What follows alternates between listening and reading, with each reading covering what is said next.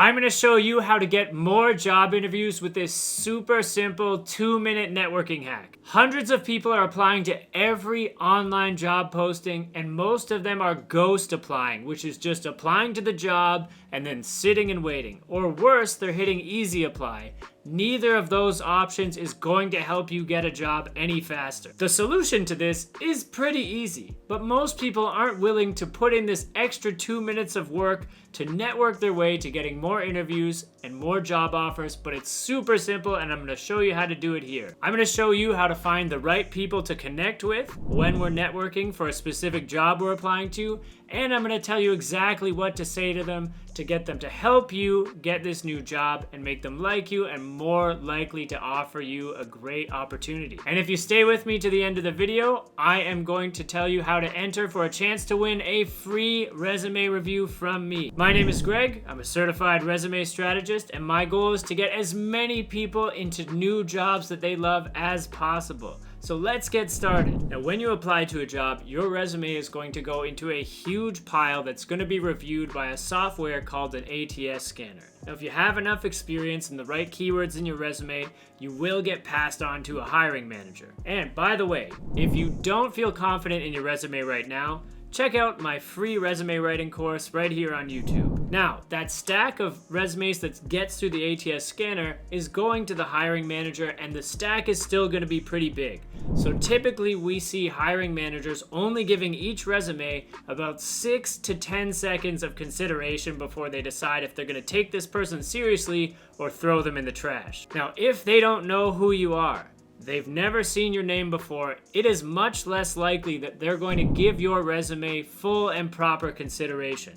So, if we don't personally know the hiring manager, we need to put in just a little bit of effort to make sure that our name is at very least recognizable to them and associate our name with some sort of a positive memory or emotion. And I'm going to tell you how to do that right now. So immediately after we apply to a job, there are 3 categories of people who we should be trying to reach out to try to make our name a little more recognizable and associate some positive ideas and thoughts with who we are, so that when our resume comes up in their various piles, they're more inclined to take a look. So obviously our first choice here would be to connect with the hiring manager. They're the one making the final decision. If we can't find the hiring manager, and I'll walk you through how to find these people momentarily, if we can't find the hiring manager, our next best choice is to connect with the recruiter, because they are incentivized to place us in the job if we are in fact a good fit. And then finally, another option we can take is to try to connect with someone else who works closely with the department or with the position that we're applying for, because they will have some great insights on what it's like to work at the company and what they're looking for in this role that we're applying to. So the first step in our 2-minute networking process is to find these people. Now, to find these people, first, take a look at the job posting. It is not uncommon for the job title of the hiring manager to be listed on the job posting, and sometimes you'll even find their name and contact information. Now, if you don't find their name directly on the job posting, the second way that you can look for the hiring manager or someone else at the organization's contact information is, of course, on the company website. So if the company has a directory or this department has an About Us section, you can go there and usually find the right person to talk to about this opportunity. Now, if that doesn't work out, and sometimes it doesn't, we're going to head on over to LinkedIn, and we have 2 options we can pursue to find these people on LinkedIn. So first, logically, we would search for the job title and the company of the manager that we would expect to be in this role, and search using the people filter.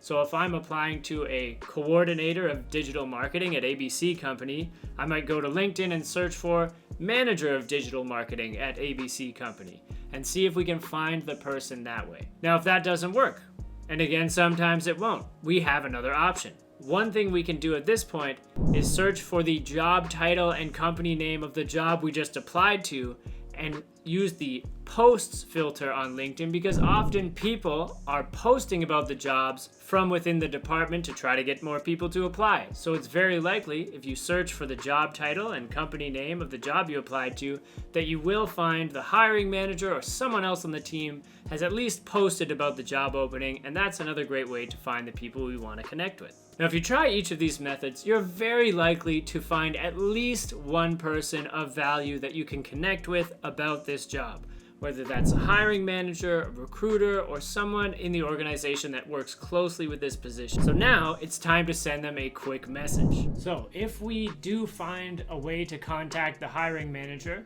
this is the message that I would recommend sending them over email or perhaps over LinkedIn.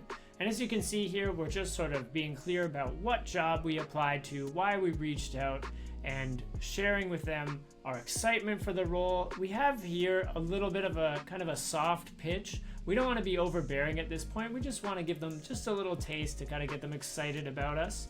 And then finally, we close out with what I would call a very soft ask to connect with them before the interview. This might give us a chance to just talk with them, learn a bit more about the role, make a good impression, and as you can see in this final sentence, we're very understanding if this is something that they can't do. You can feel free to use this word for word or tweak it to meet your specific needs. If we're to connect with a recruiter instead of the hiring manager, I would change the message to be something a little bit more like this. This is just tailored towards a recruiter. You can take a screenshot of this as well. And if we find a potential coworker, colleague who works closely with this role, we might send them a little something like this. Now, I wouldn't approach all 3 people in this process. That might be a little overkill. We don't want them to think we're just trying to reach out to every single person.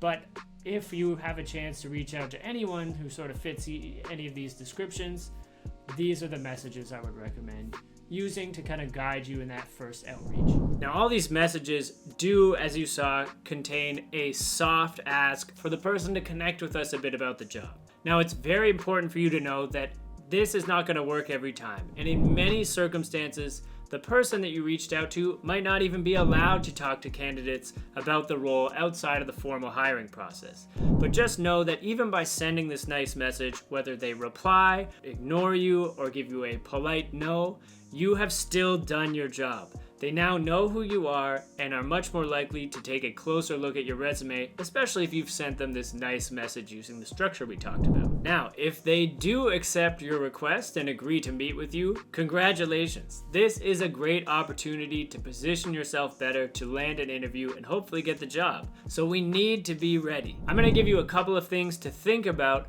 in terms of how to frame yourself and the conversation when you get the chance to connect with them. And then I'm also going to share with you a few questions I would recommend asking them once you're having this conversation. So 3 things to keep in mind when we are in this short networking call with a potential hiring manager or someone else who's going to possibly help us. Number 1, we are not selling ourselves during this call. That is what the interview is for. It will be very off-putting to them if you sell instead of listening and learning during this conversation. Which brings us to point number 2. You want to get some really quality information from them that you could use to help you in an interview. That's what this time is really for. And third, probably our top priority, we want to make a good impression. We want to come across as friendly, easy to talk to, easy to work with. And the biggest thing that we need to do to make sure that comes across is to ask good questions, come in prepared, and listen. Listen. And if they're taking the conversation off topic to their dog, a theme park they went to, go with them. The idea is to make sure they feel like you've connected, and if you do that, you will be in great shape no matter whether you got a chance to talk about yourself or not. So here are some questions I would recommend asking during these informational interview type networking conversations. You'll notice that some of them are about the person that you're talking to. We have some about the role, some about the team you're joining, some about the company. Obviously, you won't have time to ask all these questions in a 10 to 15 minute conversation, but it's good to have plenty of questions ready and just make sure that you are following sort of their lead as to how many questions or when we should be wrapping up this call. We want to just express a lot of gratitude, a lot of genuine interest, and make sure that we are connecting and listening during these conversations. These are just tools to kind of help all of that happen. Now, if the call was with the hiring manager and you're signing off, we're just going to say something like, "Thank you so much for your time, and I look forward to hopefully connecting with you during the interview process. If the call was with a recruiter or another potential colleague at this organization and you feel like it went well, you can finish off by asking them if they would mind putting in a good word for you with the hiring manager.